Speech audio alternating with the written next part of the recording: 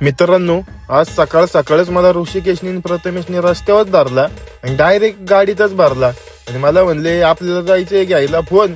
मी बी म्हणलो नक्की आपल्या सोबत तरी येणार आहे कोण कोण. तेवढ्यात मला आठवलं आपला बिनपगारी फुल अधिकारी त्याला या सरकारी सुट्टीचे. म्हणलं चला जाऊ मग त्याच्याकडे. पोचलो आपल्या हँडसम बॉयच्या घरापाशी. तेवढ्यात मला झाडाच्या पाठीमागून कोणतरी चोरट्या पावलांनी येत असल्याचं दिसलं. मी बी जाग्यावर थांबलो आणि बघतोय तर हा तर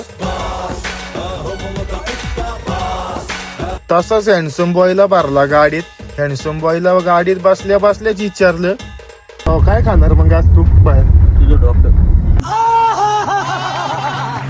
असं तो मला म्हंटला. आम्ही बी दिली हँडसम बॉयच्या हातामध्ये आपल्या लाल घोड्याची लगाम.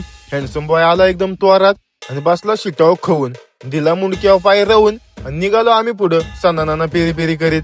म्हणलं थोड्याफार मारत जावं गप्पा. तेवढ्या टोल नाक्यावरच्या मॅडमनी दिला ना आम्हाला धप्पा. गाडी पुढे केलं दांड काढवं तरी बी हँडसम बॉयची कॉलर होती टाईट. मी बी त्याला म्हंटल नको लय बाई संघ वाचू नाही तर दिन तुझ्या नाकावर एक फाईट. एक डायलॉग विशाल शेटो मारला. निघालो आम्ही आमच्या पुढच्या प्रवासासाठी. अरे तू असं कॅमेरा माझ्याकडे केला ना, मला लय लाज वाटतं बाबा. तेवढ्यात आपला प्रथमेश भाऊ म्हणला थोडंफार फोटोशूट वगैरे करू. की त्यांनी घेतली ती नवीन कापड. थांबत तर असा होता फोटो काढताना जसा काय पुतळाच उभा केलाय.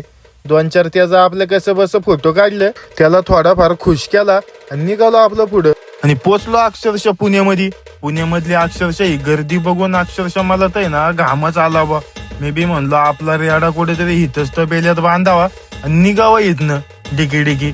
मग काय रेडा लावला तिथं तबेल्यात आणि निघालो आपली पायवारी करीत चाललोच होतो.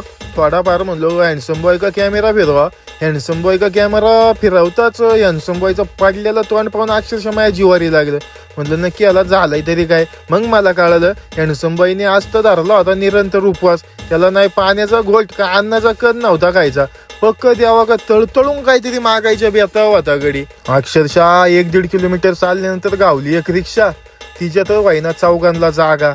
म्हणलं आता हँडसम बॉयला तरी कसा काय द्यायचा मधीच सोडून. आपल्या आशेवा आलाय. घेतला मग मीच माझ्या मांडीवर.